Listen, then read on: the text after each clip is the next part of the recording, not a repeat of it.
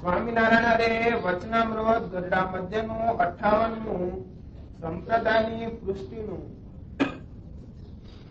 સ્વામિનારાયણ હરે સંવત 1881 ના શ્રાવણ સુધી 4થને દિવસ સ્વામી શ્રી સહજાનંદજી મહારાજ શ્રી ગઢડા મધ્યે દાદા ખાચરના દરબારમાં ઉગમણે દ્વાર ઓરડાની અસરીએ ઢોલિયા ઉપર ગાદી તકિયા બિછવાવીને વિરાજમાન હતા અને શ્રીજી મહારાજે સર્વ શ્વેત વસ્ત્ર ધારણ કર્યા હતા અને પોતાના મુખારવિંદની આગળ મુનિ મંડળ તથા દેશ દેશના હરિભક્તની સભા કરાઈને બેઠી હતી.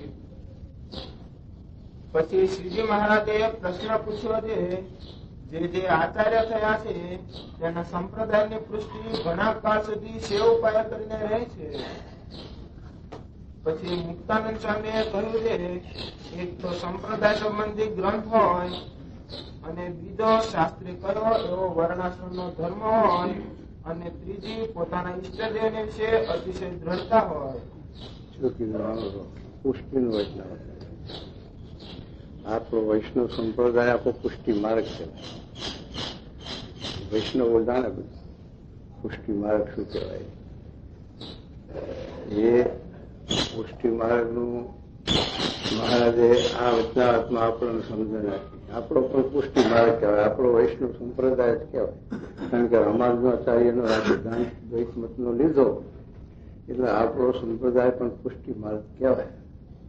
પણ મહારાજે આ જીવને તે આકર્ષવા માટે, આ ધર્મના રસ્તે ચલાવવા માટે મહારાજે મર્યાદા રાખી. એટલે પ્રવાહી માર્ગ ચાલો અપનાવ્યો. પ્રવાહી માર્ગ એટલે હવને હદે, હવને ભાવે, હવને ભાવે એ પ્રવાહી માર્ગ કહેવાય. અને પછી મર્યાદી રાખ્યા અને પછી પુષ્ટિ માર્ગ મહારાજે પ્રવર્ત્યો.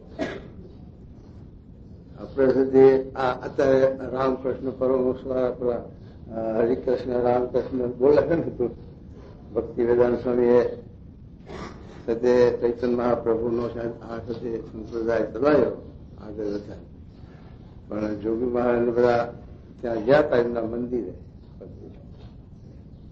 જોગી મહારાજને તો કેવું કહી ને જ્યાં જાય ત્યાં ધૂન લગાવી. હવે ત્યાં ધૂન બોલાવા પેલા લોકો ના કરે કાંઈ બાદ સ્વામી બીજી ધૂન નહીં આવે.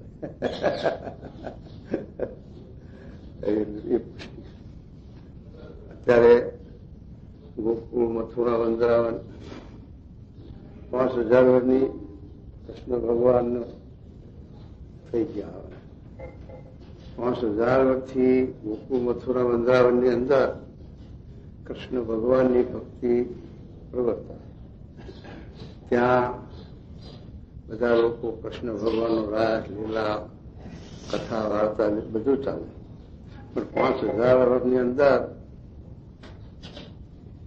કોઈ એક મંદિર થયું હોય તો આપણને ખબર નથી, પણ નથી એમ લાગે કે આખા એ ડિસ્ટ્રિક્ટમાં બીજું મંદિર નહીં. રામ લક્ષ્મણ ને જાનકી ત્યાં નહીં હોય. ત્યાં રાધા કૃષ્ણ અથવા બાળ કૃષ્ણ ભગવાનનું સાથે ત્યાં આવા. એટલે ત્યાંની જે પબ્લિક છે એને બીજા સ્વરૂપો સાથે વિરોધ નથી, પણ આ પુષ્ટિ માર્ગ છે એટલે પોતાના ઈષ્ટદેવનું જે પ્રધાનપણું એ આગળ જતા સંપ્રદાયની પુષ્ટિ.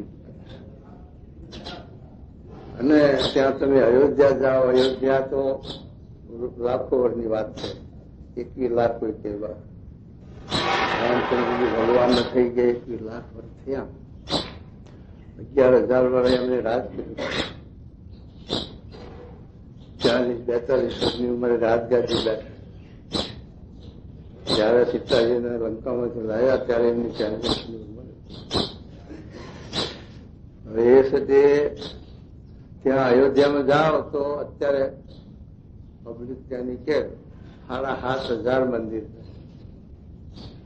પણ રામ લક્ષ્મણ જાનકી જય બોલવાનું બીજું નહીં, રાધા કૃષ્ણ નહીં. આટલા વર્ષથી આટલા યુગથી સત્તા પણ. અને જ્યાં ત્યાં પબ્લિક છે બ્રાહ્મણની વસ્તી ઘણી, એ બ્રાહ્મણો આજીવિકા માટે ઘર મંદિર જેવું કરીને બેઠેલા હોય, એટલે એટલા મંદિર હોય ને જ્યાં દીઠ મંદિર આજીવિકા એક જાતની. તીર્થવાસીઓ બહુ આવે, તીર્થનું જૂનું સ્થાન, યાત્રાળુઓ આવે, દેવ દર્શન માટે પૈસો નાખે, એ બધું આજીવિકા. હવે હારે ફાર્મમાં કોઈ ફરે, આપણે હારે બતાવે રામચંદ્રજી ભગવાનનો જન્મ થતો એમ બધું બતાવે, ચાર આઠાના આની આશા, એ આજીવિકા છે. એમ મહારાજે આ પુષ્ટિ માર્ગનું વચનાવત આપણે સમજાયું. શિક્ષાપત્રીની અંદર મહારાજે 8 શાસ્ત્ર પ્રમાણ આપ્યા. મહારાજે વાત કરી કે આચાર્યો ઘણા થયા વૈષ્ણવ સંપ્રદાયમાં, પણ વલ્ભાચાર્ય, મધ્વાચાર્ય, નિબાર્કર, ચૈતન્ય મહાપ્રભુ, રામાનંદાચાર્ય એવા સાથે આચાર્યો ઘણા મોટા મોટા થઈ ગયા. એમણે પણ સાથે દ્વૈત મતનું સિદ્ધાંત અપનાવ્યું છે, પણ એમાં સૂક્ષ્મ ભેદો તો બધા ના નથી. વલ્ભાચાર્યનું શુદ્ધાદ્વૈત ને મધ્વાચાર્યનું દ્વૈત ને નિબાર્કરનું દ્વૈતાદ્વૈત ને એમ સાથે રામાનુજાચાર્યનું વિશિષ્ટાદ્વૈત ને એમ મત છે, અને દ્વૈતની છે, અને કૃષ્ણ ભગવાનની છે હવનો ઉપાય, છતાં પણ એમાં સૂક્ષ્મ ભેદો ખરા. અને એક સાથે માધવી સંપ્રદાયનો બ્રાહ્મણ આવ્યો મહારાજ પાસે. પછી મહારાજને કે મહારાજ, અમારા જે કાશી વંદરાવન એ પ્રલયમાં નાશ નથી. પ્રલય થાય છે જયારે આ બ્રહ્માંડનો, ત્યારે નાશ નથી. ત્યારે મહારાજે કહ્યું, મહારાજ કે જયારે પ્રલય થાય ત્યારે કંઈ પણ રહેવા અસ્તિત્વ છે નહીં, કોઈ વસ્તુ ન રહી શકે, તો કાશી વંદરાવન શેના આધારે રહી શકે? એ જો તમે કહેતા હોય તો અમને કોઈ શાસ્ત્રનો વ્યાસજીના પ્રમાણનો શ્લોક ભણી બતાવો. વ્યાસજી ભગવાન છે, એ આદિ આચાર્ય, એમણે જે પુરાણો અને સત્ય શાસ્ત્રો વેદના વિભાગ કર્યા, અને એની કોઈની અપેક્ષા નથી રાખી એમને. એ ભગવાનનો અંશ હતા, એટલે એમણે સ્વતંત્ર આ શાસ્ત્રો બનાવ્યા. એટલે એમનો અમને પ્રમાણ છે, વ્યાસજીના શાસ્ત્રનો અમને પ્રમાણ છે. અને બીજા આચાર્યો થઈ ગયા છે, એમણે પોતપોતાના મતો પ્રવર્તાયા છે શાસ્ત્રોમાંથી, પણ અંતે પોતાની રૂચિ ઉપર ગયા છે અને પોતાનો મત સ્થાપન કરવા ક્ષેપક શ્લોકો, અધ્યાયો નાખી અને પ્રમાણ આપ્યું. તો એ પોતાના મતના હોય એ માન્ય કરે, પણ બીજાને માન્ય કરાવવું શું વાર લાગે? બીજો માન્ય કેમ કરી શકે? બીજો છે તે શાસ્ત્રનો આધાર માગે, સનાતન શાસ્ત્રનો આધાર માગે. એટલે વ્યાસજીનું પ્રમાણ આપો તો અમને હા પડે, અને કાશી વૃંદાવન અખંડ રહેશે એ મને મનાય. તો પછી એ તો પ્રમાણ ક્યાંથી હોય? રાજકંઠી પ્રલય, 4 પ્રકારનો પ્રલય ભાગવતની અંદર 12મા સ્કંદમાં 4થો અધ્યાય, નિત પ્રલય, નિમિત્ત પ્રલય, પ્રાકૃત પ્રલય અને છેવટ આત્યંતિક પ્રલય. આત્યંતિક પ્રલય જે છે એ વ્યક્તિગત છે, કે જેને સહાય સંપૂર્ણ થઈ ગયું હોય એને મતે આત્યંતિક કલ્યાણ થાય, આત્યંતિક પ્રલય થાય, ત્યારે પછી એક ભગવાન સિવાય અને ભગવાનના ધામ સિવાય મજૂર સ્વામીનું ચોથા પાટલાનું એ સિવાય બીજી વસ્તુ કોઈ રહી શકતી નથી. એ છે તે શાસ્ત્રનું પ્રમાણ. વાસુદેવ મહાત્મા પણ આ પ્રમાણ આપ્યું, અને એ છે તે કોઈ વસ્તુ નથી રહેતી, તો કાશી ક્યાંથી રહે? તો મહારાજ સુધી 4 પ્રકારના પ્રલયની વાત ભાગવતમાંથી આપણે અમદાવાદના બીજા વચનાવતમાં મહારાજે સમજાવી સૂક્ષ્મ. એમાં નિત પ્રલયમાં આ જીવની ઉપાધિ લીન થઈ જાય છે. જેમ આપણે સાથે આખો દાડો પ્રવૃત્તિ કરીએ, પછી સાંજે આરામ કરીએ, પછી પ્રવૃત્તિ નિવૃત્તિ, અને હવા મૂકીએ ત્યારે એ પ્રવૃત્તિ આપણી ચાલુ. અથવા જીવ પ્રાણી માત્ર નાના મોટા જીવો રોજ હજારો લાખો જીવો નો પ્રલય થાય છે, વૃત્તિ થયા કરે. એ નિત પ્રલય છે. નિમિત્ત પ્રલય આપ્યો ત્યારે બ્રહ્માનો કલ્પ એટલે દિવસ. અત્યારે આ બ્રહ્માનો દિવસ ચાલે છે, એમાં હાથમો મનુ છે, વૈવસ્વત મનુ હાથમો ચાલે. એટલે 6 મનુ 71 ચોકડી રાજ કરી અને ઉઠી ગયા. અને હાથમો મનુ ચાલે છે, એ 14 મનુ પૂરા થાય એટલે બ્રહ્માનો દિવસ પૂરો, એટલે કલ્પ થયો, એનું નામ કલ્પ. અને પછી રાત્રિ પાછી એવડી, પછી રાત પૂરી થાય અને દિવસ શરૂ થાય એટલે પછી હવાની પ્રવૃત્તિ. પછી આપણે જેમ રાત્રે ઊંઘીએ સવારે ઉઠી આપણી પ્રવૃત્તિ ચડીએ એમ પાછા હવ પ્રવૃત્તિ અંબારી જાય. આનું નામ કલ્પ કીધો. એ વાત 360 કલ્પ થાય ત્યારે બ્રહ્માનું વર્ષ થાય. એવા બ્રહ્મા 100 વર્ષ જીવે. 8 અબજ 64 કરોડ વર્ષ આપણા, ત્યારે બ્રહ્માનો 24 કલાકનો દિવસ. આકારની ગણતરી કરી શાસ્ત્રો. ભાગવતની અંદર 11 સ્કંદમાં 11મો અધ્યાય, બીજા સ્કંદમાં 11મો અધ્યાય કાળનો વાંચ્યો. એમાં આજે કાળનું પ્રમાણ પણ લખ્યું છે. મહારાજે ખબર ભૂગોળનું વિજ્ઞાન આપ્યું, આપણે જોવાંચ્યું હોય એની અંદર મહારાજે ટૂંકમાં સારી વાત કરી કાળની ગણતરી.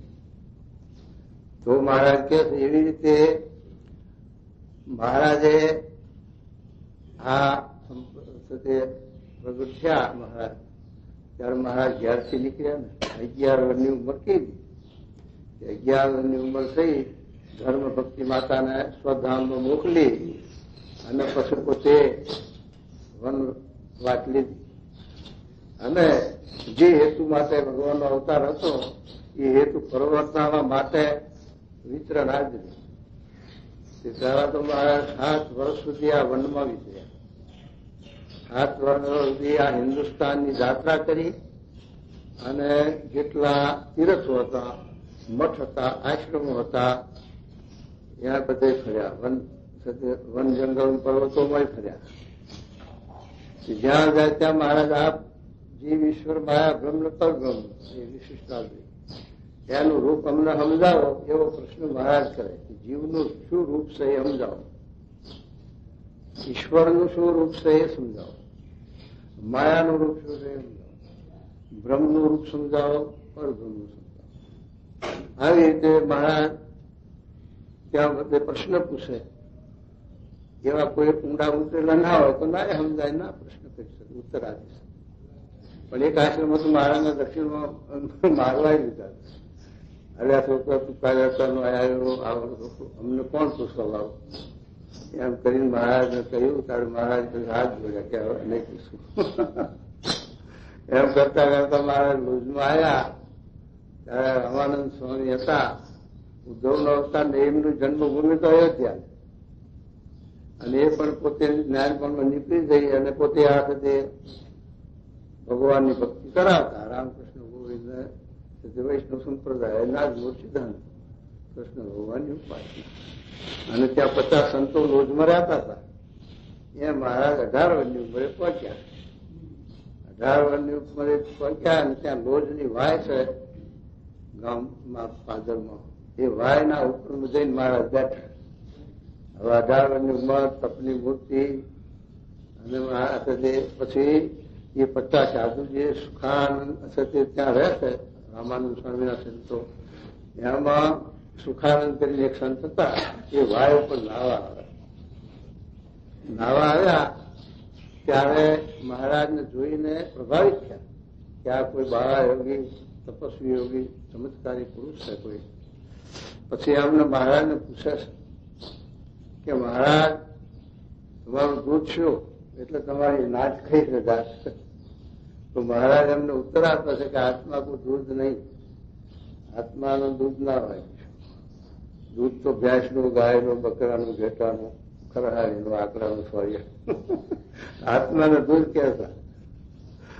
સુખાનંદ વિચારવું લે કે આ તો બહુ વરણી બહુ ઊંડા આધ્યાત્મિક વાત કરી.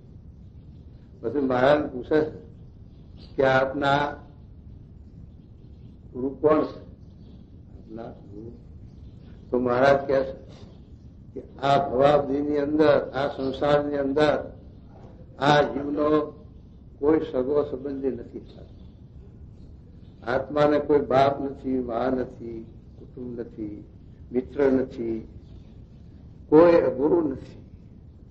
આ આત્મા છે એ માયા સંબંધિત છે, કારણ શરીર સહિત છે, અજ્ઞાન છે. એટલે આ ભવાદીમાં સંસારમાં અનંત જન્મથી, કારણ કે અનાદિનો છે એટલે એની મુદત તો ક્યાંય છે નહીં. શાસ્ત્રમાં કૃષ્ણ ભગવાને ગીતાના 15 અધ્યાયમાં હાથ ધોઈ નાખ્યા કે આ જ્યારથી શરૂ થયું શનિનો અંત ક્યારે છે તો મારા દફતરમાં નથી કે ભગવાન કે. એટલે અનાદિ એટલે અનાદિ.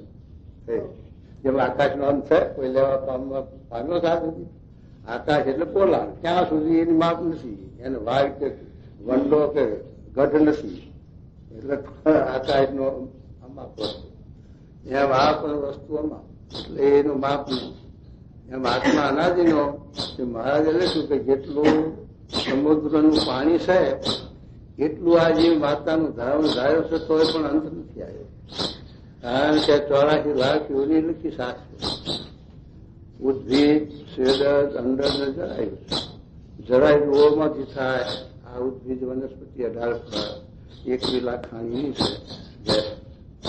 અને સ્વેદ એટલે પરસેવામાંથી આ 21 લાખની ખાંડ છે. આપણે 1-2 જાણતા હોય ત્યાં જુઓ માખણ સ્વાતંત્ર કર્યા, પણ બાકી બીજી તો શાસ્ત્રો ભગવાન જાણે એમનું આ બધું ખાતું. એમ છે તે 84 લાખ યોનીમાં આ જીવ ગર્ભવાસમાં 84માં કર્યા કરે અનાદિકાળ. એ છે એને મહારાજે ત્યાં માર્ગ શક્યા. એ તો છે તે ધર્મ, અર્થ, કામ ને મોક્ષ. એમાં 3 પુરુષાર્થ આ જીવ કર્યા કરે છે. એટલે 84 માંથી મુક્ત નથી. પણ ચોથો જે પુરુષાર્થ મોક્ષ, એ પુરુષાર્થ કરતો નથી જીવ. એટલે 84 માં દેહ ધર્યા કરે. ચોથો પુરુષાર્થ કરે તો મહારાજ શું કીધું સુખાનંદને કે આ ભવસાગરમાં 84 લાખ યોનીમાં જીવ ગર્ભવાસ જમપુરી 84માં જે છે તે જન્મ લીધા કરે છે અને દુઃખ ભોગવ્યા કરે છે. એમાંથી જે આ ઉગાડે, જે બચાવે, જે તારે, એ છે તે આ આત્માનો સાચો સંબંધ. સાચો સગો એ જ. બીજો કોઈ દુનિયામાં આત્માનો સાચો સગો છે નહીં. એમ છે તે સુખાનંદ મહારાજે વાત કરી. અને મહારાજને કે મહારાજ અમારા આશ્રમમાં પધારો. મહારાજ હું વસ્તીમાં જતો નથી. મહારાજને કે મહારાજ અમારો આશ્રમ છે એ શ્રીના સંસર્ગ વગરનો છે અને વળી સાથે જૂતો છે, કામથી ન્યાર છે. અને એમાં તે માયાનો લેશ નથી. અને અમારા 50 સંતોમાં મુક્તાનંદ સ્વામી મોટેરા છે એ આપના જેવાને ચાહે છે. માટે આપ ત્યાં પધારો. જો આપ ત્યાં નહીં પધારો તો મુક્તાનંદ સ્વામી આવ્યા. પછી મહારાજે વિચાર કર્યો કે સંતો નિર્માની, પવિત્ર, સદા છે સંતો સારા.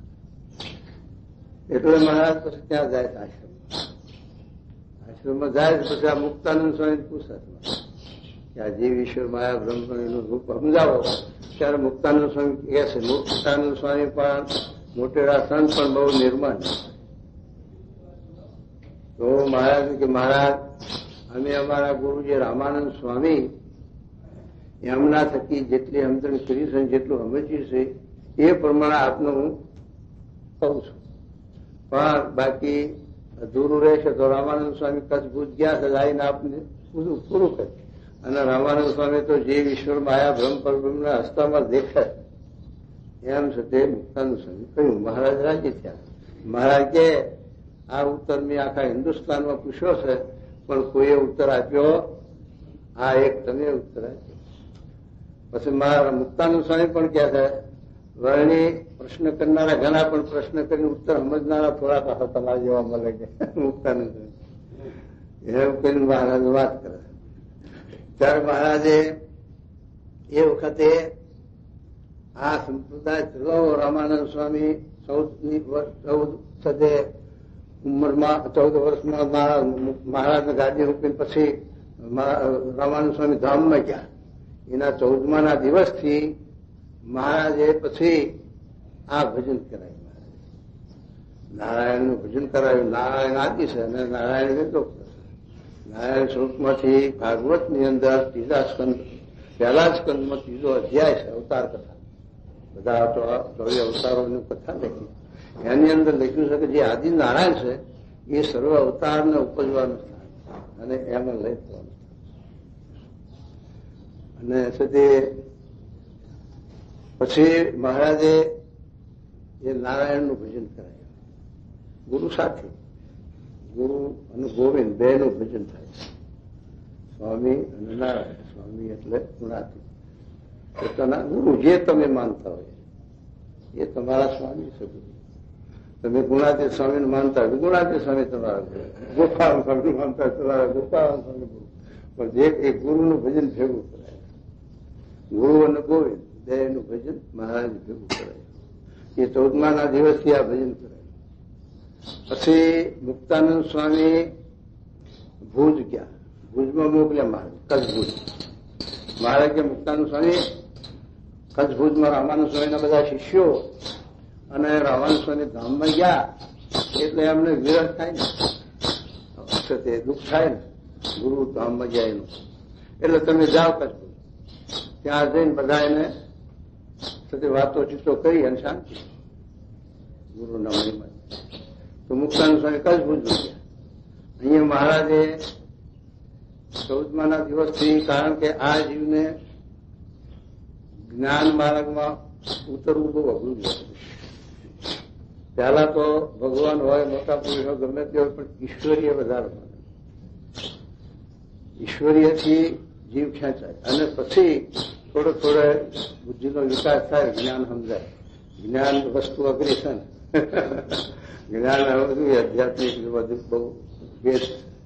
એટલે મહારાજે પછી સમાધિ પ્રકરણ ચલાવ્યું. મહારાજે સમાધિ દરેકને કરાવે. ગમે તે સંપ્રદાયનો હોય, ગમે તે વર્ણનો હોય, ગમે તે આશ્રમનો હોય, એને પણ સમાધિ મહારાજ કરાવે.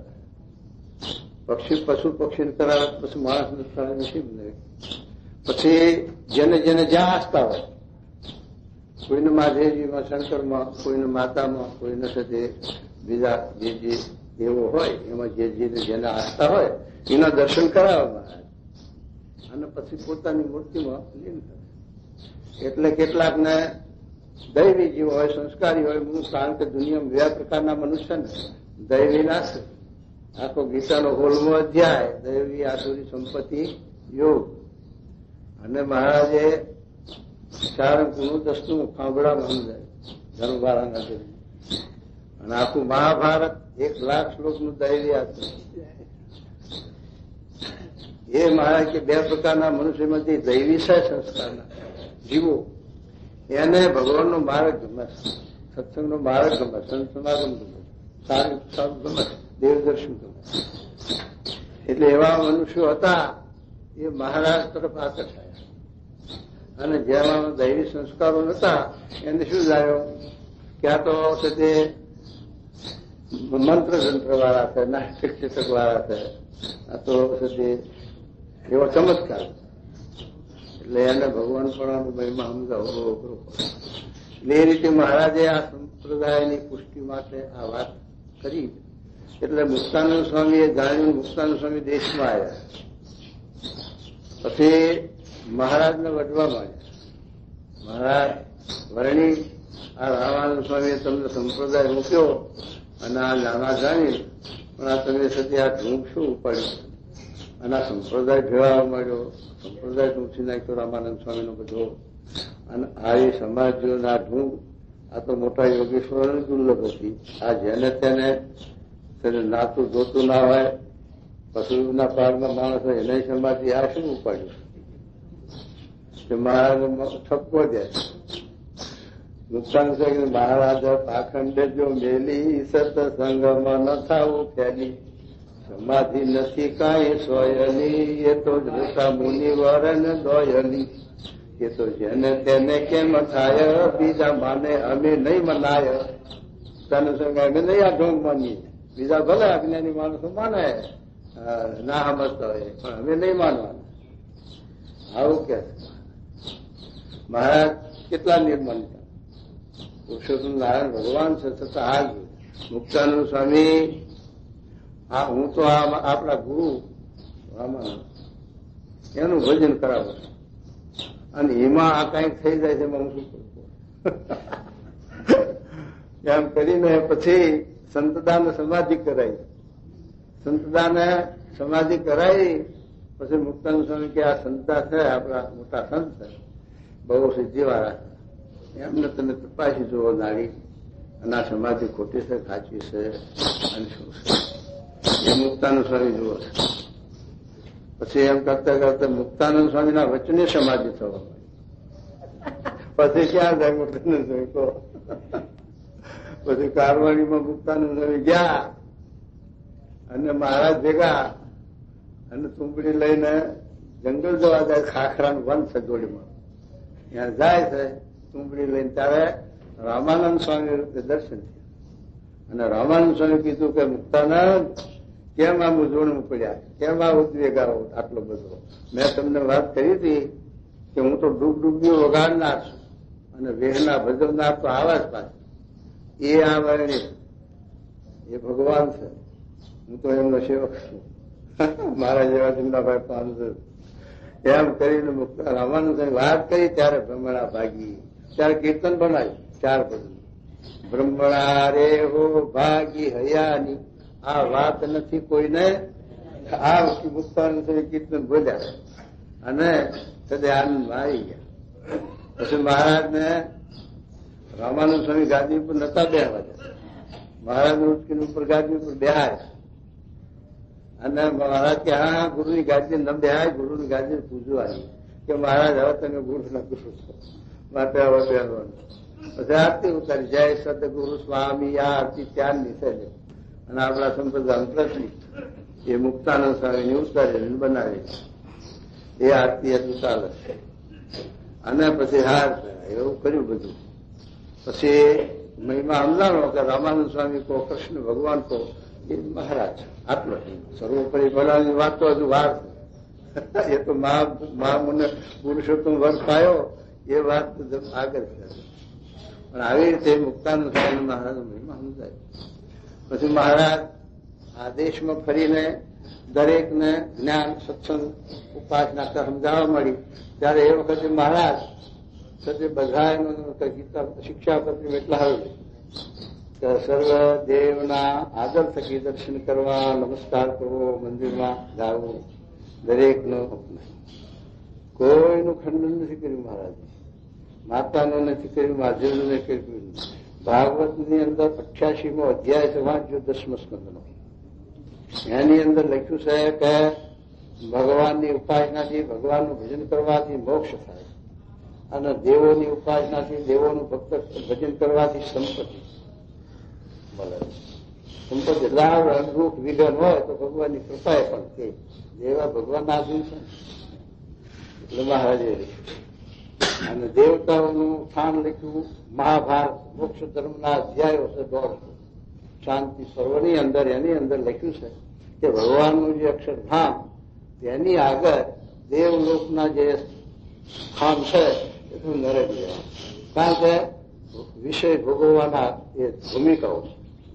ખટવાંગ રાજા દેવલોકમાં હતા, પણ દેવોએ કહ્યું ભાઈ આ મોક્ષની વાત નથી, મૃત્યુલોકમાં જાઓ. પછી ખટવાંગ રાજા મૃત્યુલોકમાં આવ્યા અને વધતી પાછી વાળી ભગવાનનું ધ્યાન કરી તો ખટવાંગનું મુહૂર્તમાં કલ્યાણ કર્યું. એમ સુખદેવજી લખ્યું ભાગવતની અંદર બીજા સ્કંદનો પહેલો જ એટલે એ સત્ય લખ્યું. એટલે દેવલોક છે આ 3 ભૂમિકા લખી. સુરપુર, નરપુર ને નાગપુર. સુરપુર એટલે દેવલોક, નરપુર એટલે મૃત્યુલોક, સુરપુર, નરપુર ને નાગપુર પાતાળ. આ 3 ભૂમિકા છે. એ 3 ગુણ માયા છે. 3 ગુણ રજોગુણ, તમોગુણ ને સત્વગુણ. સત્વગુણી કર્મ કરવાથી આ દેવલોકની પ્રાપ્તિ થાય છે. દેવલોકના 6 ભૂમિકા લખી. ભુવનલોક લખ્યો, સ્વર્ગલોક લખ્યો, મહલલોક લખ્યો, તપલોક લખ્યો, ધનલોક લખ્યો અને સતલોક બ્રહ્માનો છે. આ 100 લોક અને આપણો હાથમાં મચ્યું. એના પછી આપણો જે રજોગુણી કર્મ છે એ રજોગુણી કર્મ કરવાથી આ મૃત્યુ લોકમાં આ મનુષ્યનો અવતાર આપે છે.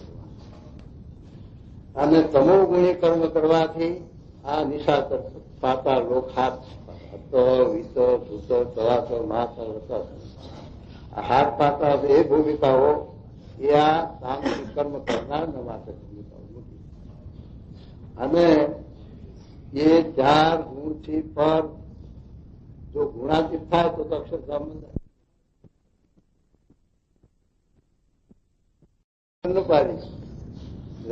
સતી જવા જેવું નથી. આ દક્ષિણા યજ્ઞ કે મારા બાપનો ઘેર છે, મારે જવું એમાં શું? પણ આ તો આપણા વિરોધમાં કરે છે, જવાય નહીં. ના જવું છે તો જાઓ તારે જ્યાં પણ અપમાન થયું, સહન ના કરી શક્યા. જો સહન કર્યું તો કઈ હતું નહીં, પણ ક્રોધ આવી ગયો, અપમાન થયું એટલે. પણ આ અગ્નિમન બળી ગયા કે ક્યાં જન્મ લીધો હિમાચલને ત્યાં. અને 80,000 વર્ષ સુધી શંકરનો પાછો ફાંધો કર્યો ત્યાં સુધી. સીતાજીએ ના માન્યું છે. આ કંઠુઓ પહેરવા જેવો નથી. ભગવાન કે ના એ જ લાવો. ભગવાનને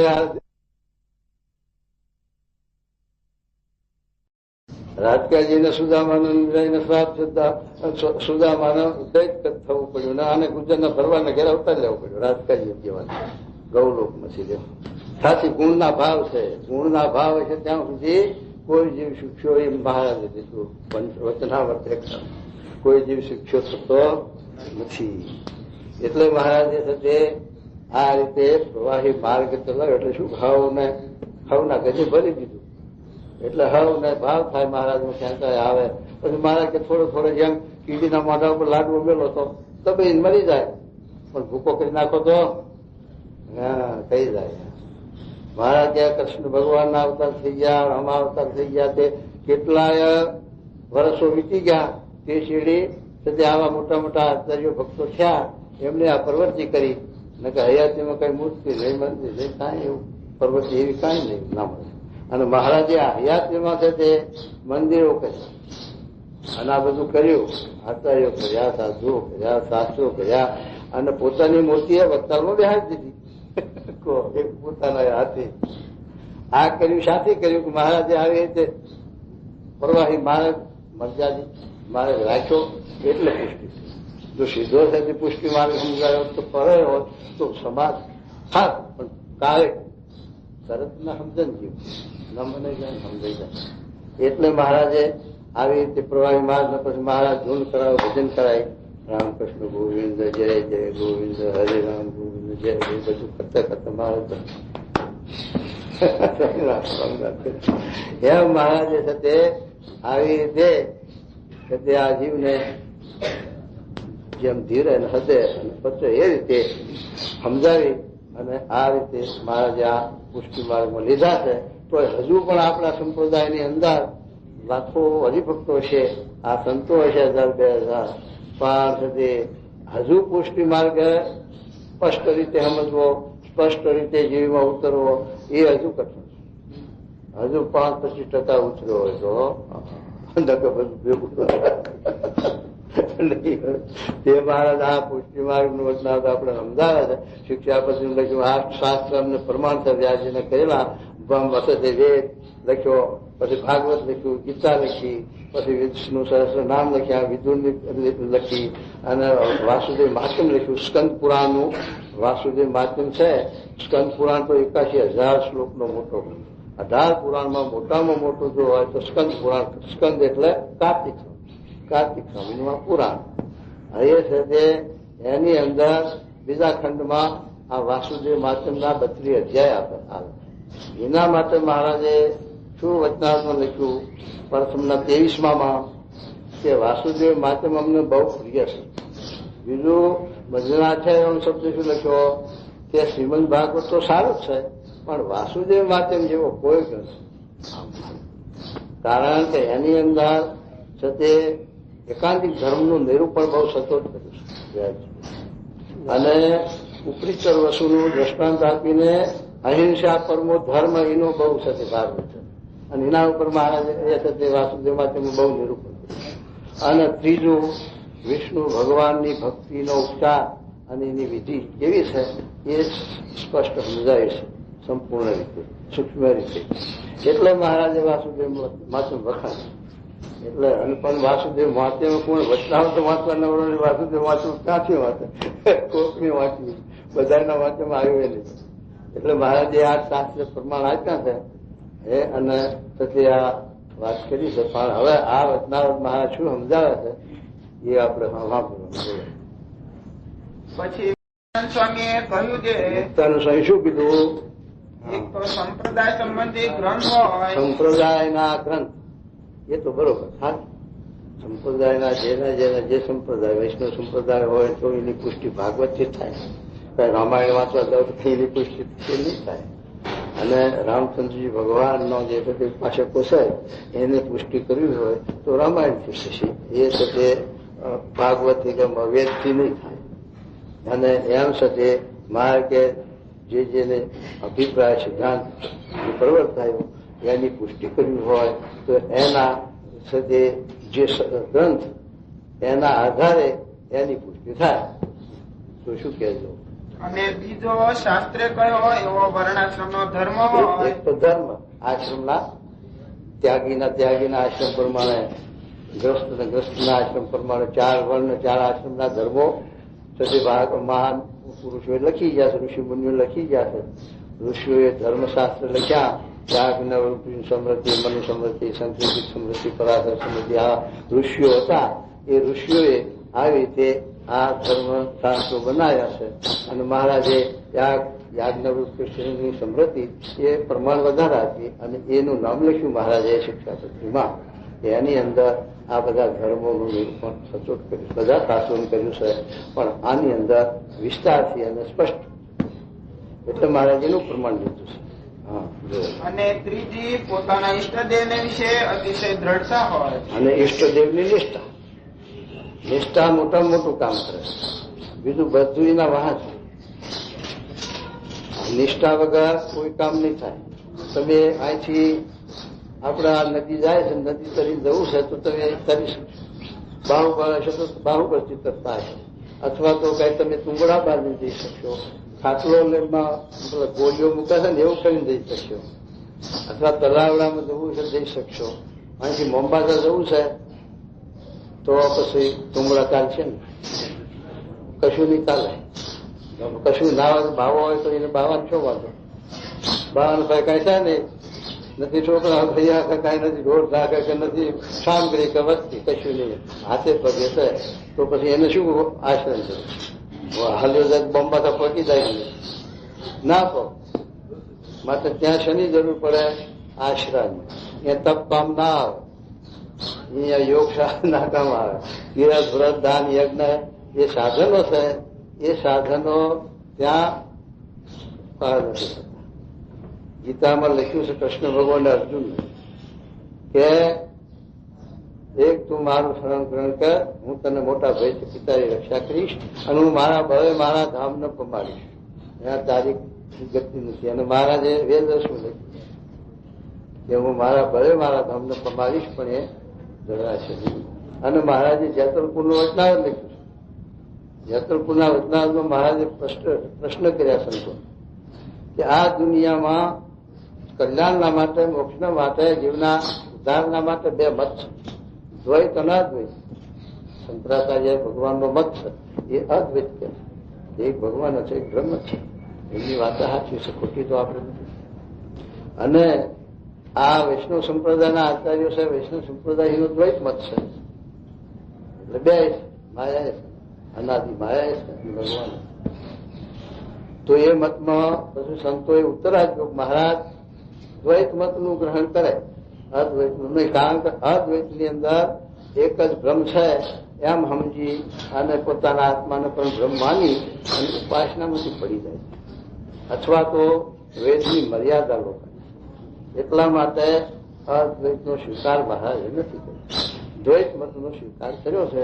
તો પછી મહારાજ કે દ્વૈત મતનો સંતોએ કહ્યું દ્વૈત મત, તો મહારાજ કે તમે તો તે દ્વૈતનું પ્રમાણ તો કહો છો, પણ એમાં તો માયા હાથી ઠરે છે, માયા જીવ ઉલ્લંઘશે છે. ત્યારે પછી સંતો કે મહારાજ જે સાત્વિક કર્મો છે, તપ ને ત્યાગ ને વૈરાગ ને ધર્મ ને એ સાત્વિક સાધનો કરતા કરતા માયા ઉલ્લંઘાશે. તો મહારાજે શું કીધું? મહારાજ કે જે 3 ગુણ છે એ તો 3 પ્રકારનો અહંકાર છે. સાત્વિક અહંકાર, તામસી અહંકાર અને રાજસી અહંકાર. એમાં 3 પ્રકારના અહંકારમાંથી સાત્વિક અહંકારમાંથી આ સત્વ ગુણો બધા ઉત્પન્ન થયા. તો પછી તમે એ ગુણનો આશરો કરો તો એ ગુણ તમને ક્યાં સુધી પહોંચાડે? કે અહંકાર, સાત્વિક અહંકારમાં લીન કરે. પછી આગળ અહંકાર, પછી મહતત્વ, પ્રધાન પુરુષ, પ્રકૃતિ પુરુષની પૃથ્વી પર છે ધામ, ત્યાં તમને કોણ લઈ જશે બતાવો? પછી સંતોએ હાથ જોડ્યા, મહારાજ એ તો અમારી દ્રષ્ટિ પગ છે, આ કહો સમજાવો. પછી મહારાજ સમજાવ્યું કે માયા પર તો 2 વસ્તુ છે, ભગવાન ને ભક્ત, બ્રહ્મ ને પર્વ, એ 2. મધ્યનું ત્રીજું વચનાવત, નિર્વિઘન માર્ગ. વિઘન 2 માર્ગ છે, એમાં વિઘન વાળા નિર્વિઘન વાળા. એક રસિક માર્ગ ને બ્રહ્મ માર્ગ. રસિક માર્ગમાં વિઘન થાય અને મોક્ષ થાય, અને બ્રહ્મ માર્ગમાં વિઘન થાય અને મોક્ષ થાય. જો સમજણમાં ફાળફેર થાય તો. એટલા માટે મહારાજ એ વખત સમજાવ્યું કે બ્રહ્મ ને પરબ્રહ્મ 2 વસ્તુ જુદી. બ્રહ્મ સાથે આ જીવને એકાત્મ ભાવ કરી બ્રહ્મરૂપ થઈ અને પરબ્રહ્મની સ્વામી સેવકપણે ઉપાસના ભક્તિ કરે તો એ નિર્વિઘન માર્ગ આમ બતાવ્યું. એટલે મહારાજ કે એ 2 વસ્તુ માયા પર, એ 2 વસ્તુનો જયારે આ મૃત્યુલોકમાં આવિર્ભાવ થાય, પ્રગટપણું હોય 2 માંથી તો એ જીવ જયારે એને અનુસરે, એને આશરો લે, તો એના આશ્રય કરીને આ જીવ આ સર્ગ ઓળંગી અને ભગવાનના પદને પામે છે, અક્ષરધામને પામે. તે વિના બીજો ઉપાય નથી. નિષ્કુળાનંદ સાક્ષી પૂરી, નિષ્કુળાનંદ સ્વામી એમણે સાક્ષી પૂરી કે મળે પ્રભુ પ્રગટ પ્રમાણ રે, તો તેના મળે કલ્યાણ રે, દેહ વિના કોટી ઉપાય રે, આત્યંતિક કલ્યાણ ના થાય રે. થઈ બીજા સાધન છે. અને ભાગવતની અંદર શ્લોક છે 84ના અધ્યાયમાં કે નયમયાની તીર્થાની ના દેવા મચ્છિલા મયા તે પુનઃ પૂરું કાવે દર્શના દેવ સાધન. આ શ્લોક ભાગવતનો છે. મહારાજે સમજાયો કે આ તીર્થ છે એ બધું કલ્યાણ કરે કે ના કરે? શાસ્ત્ર તીર્થ પક્ષીમાં તો કે કરે, ના કરે તો એનું પ્રયોજન શું, કરવાનું એ તો શું? પણ એ ઉડું કાળ, બહુ વખત, લાંબો વખત, બહુ જમવું. કારણ કે રૂચે જ્ઞાન મુક્તિ તો એ જ્ઞાન છે. અને ભગવાન કે સત્પુરુષ પ્રગટ હોય તો એ જ્ઞાન અવૃત્ય જ્ઞાન મુક્તિ, જ્ઞાન આપનાર એ ભગવાન કે સત્. માટે મહારાજ કહે છે કે ભગવાન કે સત્પુરુષ હોય તો આ જન્મે જન્મે કલ્યાણ થાય. જો છે તમે આ સાધન કરો તો અમે લખ્યું ને અનેક જન્મ સંસિદ્ધ થતો યાતિ પરાંગતિ, અનેક જન્મના આવા સુખ સંસ્કારો ઉદય થાય ત્યારે છે ત્યાં જીવ ને આ પ્રાપ્ત થાય, સત્સંગ મળે. એવો દુર્લભ સત્સંગ છે. અને કૃષ્ણ ભગવાને 12મા અધ્યાયમાં 11મ સ્કંદના સત્સંગનું આખું રૂપ બને. ઉદ્ધવજીના જ્ઞાન આપે તે વખતે ક્યારે તે ઉદ્ધવજી જેવો સત્સંગી કરી વશ થાવ એવો અષ્ટાંગ યોગ સાધે, તપ કરે, તીર્થ કરે, વ્રત કરે, દાન કરે, યજ્ઞ કરે, યોગ સાધે, કોઈ પણ વશ થતો એવો સત્સંગે કરી વશ થાવ છું. આટલો સત્સંગનો મહિમા કૃષ્ણ ભગવાને ઉદ્ધવજીને પણ સમજાયો. અને એના જે યોગ વશિષ્ઠ મુનિ અને વિશ્વામિત્રનું આખું આખ્યાન પણ દૃષ્ટાંત આપ્યું છે. એવો સત્સંગનો મહિમા. એટલે આ સત્સંગે કરીને આ જીવનું આવરણ માયા ટળે, અને એ માયા ટળે અને જીવ બ્રહ્મરૂપ થાય ત્યારે મોક્ષ. ત્યાં બધું નહીં. એટલે મહારાજ કહે છે કે એક તો મુક્તાનંદ સ્વામી કે મહારાજ એક તો શાસ્ત્ર, પોતાના સંપ્રદાય સંબંધી શાસ્ત્ર અને સ્વધર્મ સંપ્રદાયમાં જે નિયમો છે, ધર્મો છે એ, અને 71 મહારાજે પ્રશ્ન કર્યો કે જે સત્સંગની જે ધર્મ મર્યાદા પાળે છે એનું કલ્યાણ થાય એ તો સત્સંગની રીત છે, પણ શાસ્ત્રની રીત કેમ છે? આવો પ્રશ્ન. શાસ્ત્રની ના સત્સંગની જુદી છે, પણ મહારાજે આવો પ્રશ્ન કર્યો. તો જે મહારાજ ક્યાં આવી તે અને મુક્તાનંદ સ્વામીના ઉત્તર કરે. હવે મહારાજ શું કહે છે બધું એ 3 ને યોગે કરીને પોતાના સંપ્રદાયની પુષ્ટિ રહે છે. હા, પછી શ્રીજી મહારાજે બ્રહ્માનંદ સ્વામી તથા નિત્યાનંદ સ્વામીને પણ પૂછ્યું, ત્યારે એમણે પણ એવી જ રીતે કહ્યું. મુક્તાનંદ સ્વામી જેવી રીતે કહ્યું એવી રીતે આ બીજા સંતોએ પણ કહ્યું. હા. પછી શ્રીજી મહારાજ બોલ્યા છે, જો એ પ્રશ્નનો ઉત્તર અમે કરીએ છીએ જે સંપ્રદાયની પુષ્ટિ તો એમ થાય છે જે કોણ કે છે ઉત્તર? મહારાજ પોતે બોલે કે આ સંપ્રદાયની પુષ્ટિ તો એમ થાય છે કે જે સંપ્રદાયના ઈષ્ટદેવ હોય તેનો જે હેતુ માટે પૃથ્વી વિશે જન્મ થયો હોય અને જન્મ ધરીને તેને જે ચરિત્ર કર્યા હોય અને જે આચરણ કર્યા હોય તે આચરણ વિશે ધર્મ પણ સહેજે આવી જાય ને તે ઈષ્ટદેવનો મહિમા પણ આવી જાય. માટે પોતાના ઈષ્ટદેવના જે જન્મથી કરીને દેહ મૂકવા પર્યંત ચરિત્ર તેનું જે શાસ્ત્ર તેને કરીને સંપ્રદાયની પુષ્ટિ થાય છે. એને કરીને આ સંપ્રદાયની પુષ્ટિ થાય છે. હવે એના ઉપર દ્રષ્ટાંત આપે. તે શાસ્ત્ર સંસ્કૃત હોય અથવા ભાષા હોય, સંસ્કૃત હોય કે ભાષા હોય, ગુજરાતી હોય, ગમે તે ભાષામાં હોય, ગમે તે લિપિ હોય, એનું કઈ પ્રમાણ નહીં, ભાષાનું પ્રમાણ નહીં. પણ ગમે તે ભાષામાં ગ્રંથ હોય એ પુષ્ટિ કરે. તે શાસ્ત્ર સંસ્કૃત હોય અથવા ભાષા હોય પણ તે જ ગ્રંથ સંપ્રદાયની પુષ્ટિ કરે. પણ તે વિના બીજો ગ્રંથ પોતાના સંપ્રદાયની પુષ્ટિ ન કરે. જેમ રામચંદ્રના ઉપાસક હોય તેને વાલ્મીકી રામાયણ કરીને જ પોતાના સંપ્રદાયની પુષ્ટિ. વાલ્મીકી રામાયણ છે સનાતન છે. એટલે સનાતન શું કે કૃષ્ણ રામચંદ્રજી ભગવાનની હયાતીમાં વાલ્મીકી ઋષિ વાલ્યો તો ભીલતો નથી, અને એ ઋષિ મહાત્માઓના સંબંધથી સંતોના સંબંધથી જોગ થઈ ગયો તો વાલ્મીકી ઋષિ થઈ ગયા. તે આ હાથ રામાયણ વાલ્મીકી રામાયણ બનાવી. તે ચુલિકા 4 વર્ષ પહેલા પુરુષોત્તમ રામાયણ થઈને બધી ઘણી એની કથાઓ થાય અને પણ આ વાલ્મીકી રામાયણ છે એ વાલ્મીકી ઋષિએ લવ ને કુશ ત્યાં આશ્રમ ઉછર્યા હતા. કારણ કે સીતાજીને મહારાજ રામચંદ્ર ભગવાન બે વાત વાંચતો હતો અને ત્યાં જઈને રહ્યા હતા. ત્યાં લવ ને કુશ ઉતર્યા હતા અને એને રામાયણ ભણાવી હતી વાલ્મીકી ઋષિએ. એ રામચંદ્રને કઈ ખબર નહીં. પછી જયારે ત્યાં આવ્યા ત્યારે એ છોકરા પાસે રામાયણ બોલાવી ત્યારે સાથે ઓળખાણ પડાય કે આ રામચંદ્રજી ભગવાનના દીકરા. તો એ સદે મારે કે રામચંદ્રજી ભગવાનના ઉપાસક હોય એના આ વાલ્મીકી રામાયણ છે એને કહીને રામચંદ્રજી ભગવાનનો મહિમા સમજાય, એની પુષ્ટિ થાય. અને શ્રી કૃષ્ણ ભગવાનના જે ઉપાસક હોય તેને દશમ સ્કંદ અને એકાદશ સ્કંદ એ બે જે ભાગવતના સ્કંદ તેને કરીને પોતાના સંપ્રદાયની પુષ્ટિ થાય. હવે મહારાજ શિક્ષા પદ્ધતિ બે નું પ્રમાણ આપ્યું કે દસમ સ્કંદ છે એ અમારો ભક્તિ શાસ્ત્ર અને પંચમ સ્કંદ છે એ અમારો યોગ શાસ્ત્ર. એમ લીધું મહારાજ દસમ સ્કંદ પંચમ સ્કંદના માટે. અને આ એકડીયા મહારાજ કે છે શું કે છે કે દસમો સ્કંદ ને પંચમ સ્કંદ છે એ સતીશાની પુષ્ટિ કરે છે. અને શ્રી કૃષ્ણ ભગવાનના જે ઉપાસક હોય તેને દશમ સ્કંદ અને એકાદશ સ્કંદ એ બે જે ભાગવતના સ્કંદ તેને કરીને પોતાના સંપ્રદાયની પુષ્ટિ થાય. એ પુષ્ટિ થાય. પણ રામચંદ્રના ઉપાસક તથા શ્રી કૃષ્ણના ઉપાસક તેને વેદે કરીને પોતાના સંપ્રદાયની પુષ્ટિ ન થાય. વેદે કરીને ન થાય. વેદાંતિ હોય એને વેદે કરીને પુષ્ટિ થાય.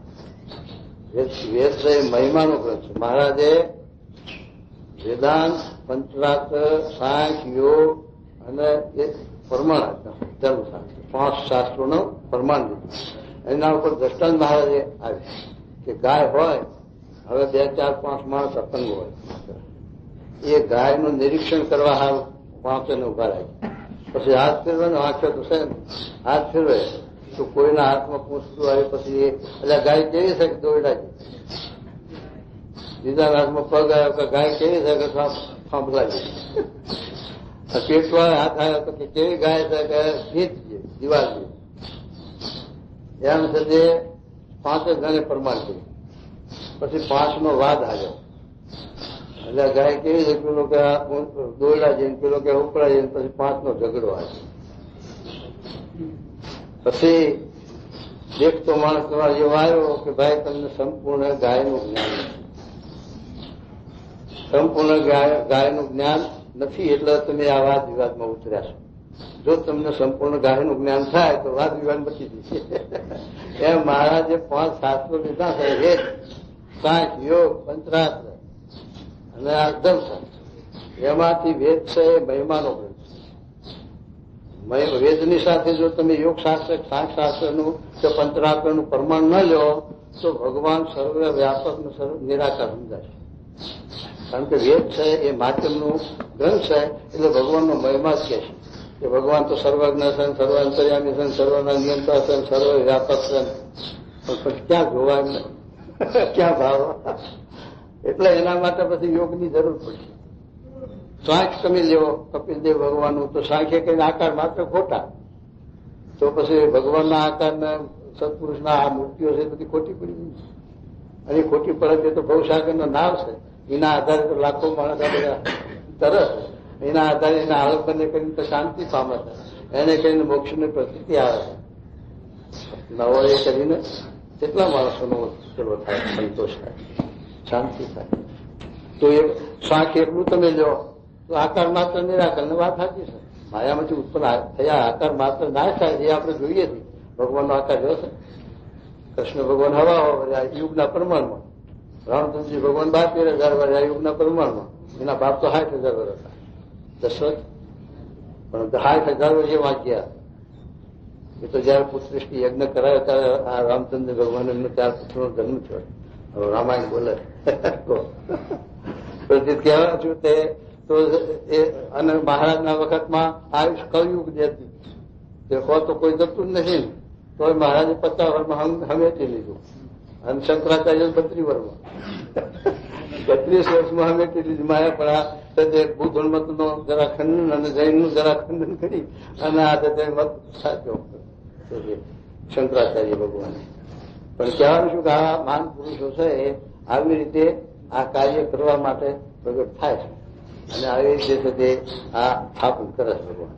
એટલે મહારાજે આવી રીતે છે તે મુક્તાને સમજાવે કે દલિત મતની અંદર આવી રીતે છે તે ભગવાન માયા સત છે, પણ એ ભગવાનના ભક્ત આ પૃથ્વી ઉપર વિસ્તરતા હોય એ જીવને એનો આશરો થાય તો એના આશ્રય કરીને આ જીવ ભવસાગર તરાઈ જાય. જે આશરાની મોટી વાત છે. આશરા વિના ભવસાગર તરાતો નથી, કોઈ સાધને કરી નથી તરાતો. એ મોટો સિદ્ધાંત આપ્યો સાથ. પછી શું કે છે? માટે પોતાના સંપ્રદાયની રીતનું જે શાસ્ત્ર હોય તે જ પાછલે દાડે પોતાના સંપ્રદાયને પૃષ્ઠ કરે છે. હવે તમે વચનામૃત મહારાજે છે તે સંતો સાથે પ્રશ્ન ઉત્તર કરી અને બધા ઉત્તરો તો મહારાજે જાતા હતા. કોક જ સંતોનો પ્રમાણ મુક્તાનંદ સ્વામી એવાનું રાખ્યું છે કોઈ શબ્દ પ્રશ્ન કે જો સાચો હતો તો, ન કે બાકી બધા ઉત્તર મહારાજે પ્રશ્ન પૂછ્યા છે, ઉત્તર એમને આપ્યા છે. સંતોએ પ્રશ્ન પૂછ્યા એના ઉત્તર મહારાજ આપ્યા. એટલે વચનામૃતની અંદર મહારાજે 4 વેદ, ખટશાસ્ત્ર, 18 પુરાણ બધા શાસ્ત્રનું રહસ્ય સાર કાઢીને મહારાજે લખ્યું છે. એ મહારાજ પોતે વચનામૃત બોલે છે કે જેટલા શબ્દ માત્ર છે જીવના કલ્યાણ છે અને શાસ્ત્ર માત્ર છે એનું દોહન કરીને એનું શ્રવણ કરીને મહારાજ કે અમે એનું સારનું સાર કાઢીને આ વાર્તા કરી છે. પછી છે તે આપણને ક્યાં ભૂલ પડવાની વાત આવે? શાસ્ત્રનું અપ્રમાણ હોય તો ભૂલા પડે. કોઈ કે મારે કે રહસ્ય કોનું નામ કહેવાય કે ગમે તે સાંભળીને એમ કે આ વાત સત્ય છે, ખોટી નથી, એનું નામ રહસ્ય. એમ મહારાજે સત્ય આ રહસ્ય વાત કરી અને બધાને પ્રમાણ કર્યા અને દરેક શાસ્ત્રનું રહસ્ય. એટલે મહારાજે બધા શાસ્ત્રનો સમન્વય કર્યો અને મહારાજે 2 વચનામૃત લખ્યા, એક વરતાલનું બીજું અને પ્રથમનું 52 કે આ શાસ્ત્રી કરીને ભગવાનના સ્વરૂપનો જે નિર્ણય થાય એ સત્ય છે. 4 શાસ્ત્રી કરીને લખ્યું અને વડતાલના બીજા 5 લખ્યા પણ એક જ છે. વાસુદેવ છે નારદ પંચરાત્ર હશે અને વાસુદેવ પંચરાત્ર એટલે 2 તો એક જ જેવું છું ને. એટલે મારે કે 4 શાસ્ત્રી કરીને ભગવાનના સ્વરૂપનો યથાર્થ જાણે તો ભગવાનનું સાચું સ્વરૂપ સમજાય અને ઓળખાય. પણ એક શાસ્ત્રનું પ્રમાણ લે તો પછી સંપૂર્ણ ભગવાનના સ્વરૂપનું જ્ઞાન થાય નહીં. એમ કહીને શ્રીજી મહારાજે મુક્તાનંદ સ્વામીને કહ્યું છે તમે પણ પોતાના સંપ્રદાય સંબંધી ને પોતાના ઈષ્ટદેવ સંબંધી જે વાણી તથા શાસ્ત્ર તે દેહ પર્યંત કર્યા કરજો. અને તમારો આજ્ઞા કરે કે તમે આ તમારા ઈષ્ટદેવ જે આવે એ સંબંધી જે આ વાણી એ અમારું જે કાર્ય, અમારી જે રુચિ, અમારું જે અભિપ્રાય, અને અમે જન્મથી ત્યાર સુધીમાં જે જે આ કાર્ય કર્યા એમાં તમારે એનું પ્રતિપાદન કરવું. એવા ગ્રંથ વાંચવા અને એવા ગ્રંથ રચવા એમ કીધું મુક્તાનંદ સ્વામી. શું કહેવાય? ને તમારો દેહ રહે ત્યાં સુધી તમને એ જ આજ્ઞા છે. જો તમારો દેહ રહે ત્યાં સુધી આજ્ઞા તો બધું પછી છે એ કોઈ મેળ્યું નહીં છે. પરવારે મરજાદી મૂકી દીધું નાખીને પુષ્ટિ માર્ગમાં ત્યાં. હા, પછી એ જે શ્રીજી મહારાજનું વચન તેને મુક્તાનંદ સ્વામીએ અતિ આદર કરીને માથે ચડાવ્યું. હા, જો અને શ્રીજી મહારાજને બે હાથ જોડીને નમસ્કાર કર્યા. ઇતિ વચનામૃતમ મધ્યનું 58મું થયું. અરે